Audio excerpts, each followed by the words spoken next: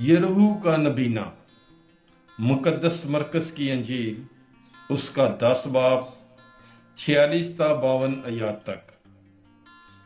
फिर वो यरहू में आए, और जब वो अपने शागिर्दों और बड़े हजूम समेत यरहू से निकलता था, तो तमाई का बेटा बरतमाई अंधा बेकारी राह के किनारे बैठा था, और ये सुनकर कि वो यस्सु नासरी है, चलाने और कहने लगा, ए दाऊद के बेटे यस्सु, मुझ पर रहम कर।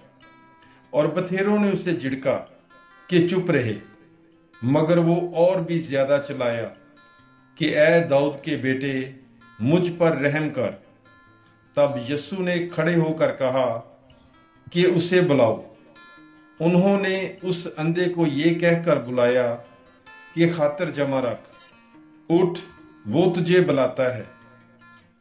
वो अपना कपड़ा फेंक कर उछल पड़ा और यस्सु के पास आया। यस्सु ने उससे मुखातब होकर कहा कि तू क्या चाहता है कि मैं तेरे लिए करूं? उस अंधे ने उससे कहा, रबूनी, ये कि मैं बिनाई पाऊं। यस्सु ने उससे कहा, जा, तेरे ईमान ने तुझे बचाया है। और फौरन उसने बिनाई पाई और राह में उसके साथ हो लिया।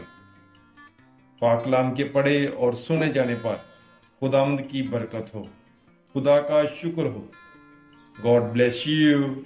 Bible is life.